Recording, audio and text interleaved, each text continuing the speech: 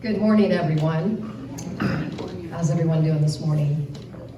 I want to start off by thanking Nancy, first of all, for putting together a beautiful ceremony for our renewal of our vows back in August on our anniversary. That was such a nice day, and thank you so much for planting that seed to share my story here at church today. So here it goes.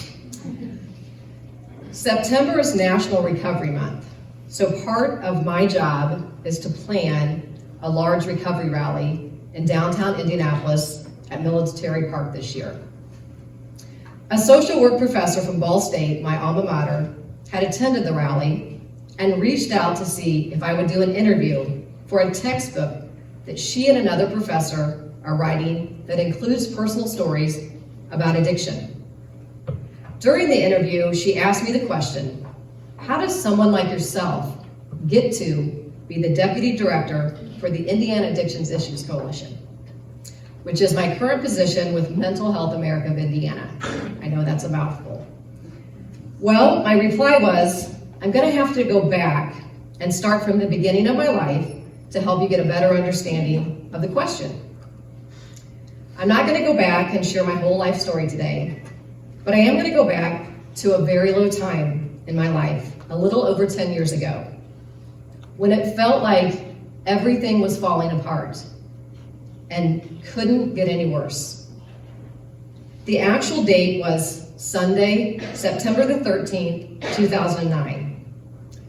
It was a 1 p.m. Colts regular season opener against the Tennessee Titans. The weather was absolutely beautiful that day, a high of 80 degrees, and the sky was bright blue, filled with cumulus clouds, the ones that are fluffy and look like you can float on them.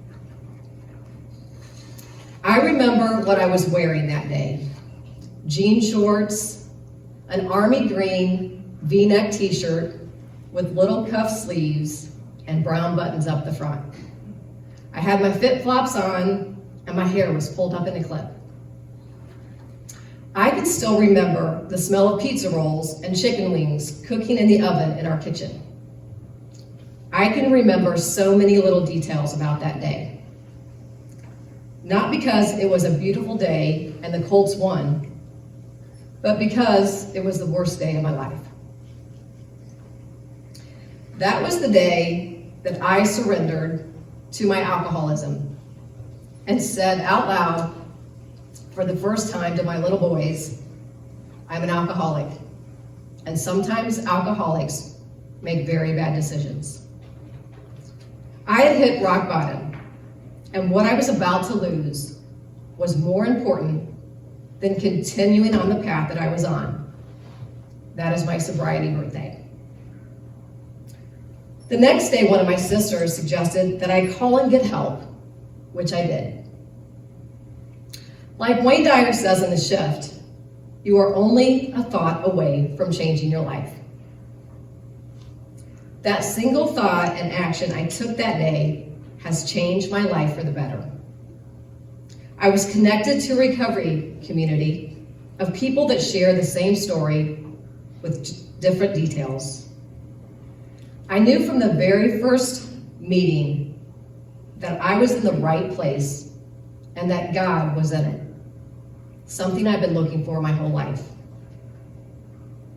I started attending meetings on a regular basis and working a program of recovery, which includes admitting powerlessness, believing in a power greater than myself, taking personal inventory, making amends, prayer and meditation, serving others, and carrying the message of hope to the still suffering. I decided within the first few months of recovery to make peace bracelets for my family and friends for Christmas, which has led into a small business called Peace Sisters. I also made the decision to go back to our church, the Garden, where our boys had been baptized at Beef and Boards with Linda McCoy when they were babies. It just so happened to be the same time that the Garden moved up to Oak Hill Mansion in Carmel, just a few minutes from our home. I soon realized that we needed to get involved with service work So I volunteered our family to be on the hospitality team. We showed up early to make coffee, set up the donuts and bagels and cream cheese, and yes, we used to have bagels. And the best part was getting to work alongside our dear friend Lottie. She gave the best hugs. I miss her. It didn't take long before we got more involved. Ben started helping Sean with the video work. Nate was the official juice boy. And Mark ended up being part of the leadership team that helped develop Entry Point. Diane asked me to be part of the prayer team. The thought of getting up at church and sharing a prayer that I had written seemed kind of scary. But saying yes was one of the best decisions I ever made. I guess you could say that it is no mistake that Diane just happened to be on the prayer schedule for my service today. Thanks, Diane, for your beautiful prayer and being part of my journey. Our family involvement with Entry Point continued as Nate moved into the video work position that Ben was doing. Both of our boys used their skills to get involved at Carmel High School's radio station. Nate ended up receiving international awards. Ben played in the band here a few times and even shared his music talent by playing my favorite Foo Fighters song, Learn to Fly. He's now living in Denver, Colorado, doing a music production and audio engineering internship in a recording studio.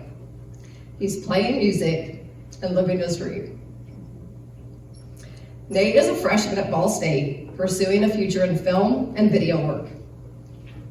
I guess you could say that the service work here at Entry Point gave them wings to fly. The friendships here at Entry Point have been very important to our family over the years. My special friendship with Carolyn and Elmer Olson started many years ago when they invited me to their home to watch the Wayne Dyer movie, The Shift, from the videos today. I could really relate to so many things from the movie in my own life in recovery. Wayne Dyer talks about finding your life purpose and how there's a place deep within us that wants to know that our life has made a difference. He says that we live in a world where all things are possible and there are no accidents. There is a divine organizing intelligence that supports all things. Watching the movie made me realize that I had experienced a quantum moment in my own life, and that God was doing for me what I could not do for myself. I continued to get more involved in the recovery community and decided to further my education by receiving coaching certifications, one in health and wellness and the other in peer recovery. I decided I wanted to work with women. I took meetings into the women's jail and did an aftercare program. I did an internship at a treatment facility and ended up working as a women's coordinator in their supporting living program. I was also asked to sit on the board for the Indiana Addictions Issues Coalition. I recently saw an interview with comedian Kevin Hart on the Today Show talking about the car accident that almost took his life. This is what he said. You know, when God talks, you gotta listen. I swear, life is funny because some of the craziest things that happen to you end up being the things that you needed most. In this case, I honestly feel like God basically told me to sit down. You know, you're moving too fast. You're doing too much. Sometimes you can't see the things that you're meant to see. But after my accident, I see things differently. I can relate. I believe that I saw the face of God and love in my boy's eyes that beautiful September day in 2009. I was given a gift and a new opportunity. What felt like a curse and the worst possible day of my life has turned out to be one of my biggest blessings and what I call my peace journey. I might have a couple dents in my fender, a couple rips in my jeans, but today I get to be the mom, the wife, the daughter, the sister, peace sister that is, and friend that I always wanted to be.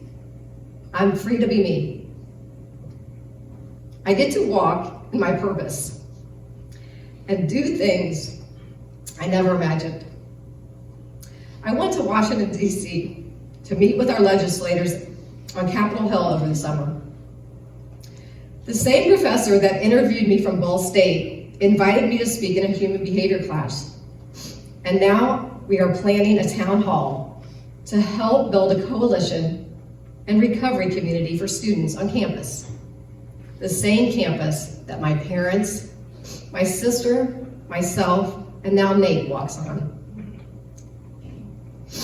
This week, I get to be a speaker at an annual gratitude meeting, and I will be taking a recovery meeting into the women at Marion County Jail on Thanksgiving morning, a tradition I love. That is how I get to be the Deputy Director for the Indiana Addictions Visions Coalition. There are moments in life that change everything. The shift happened when I became grateful for the struggles and started working with others and sharing my story of recovery and hope. I now know for sure that God's plan is always for good and so much better than I could have ever planned myself. Last weekend, we got to see Elvis Costello perform at the Palladium, and this song inspires me.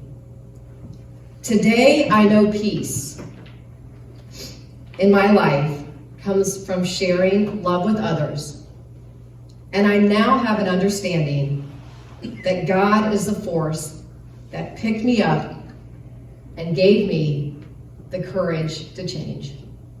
Thank you.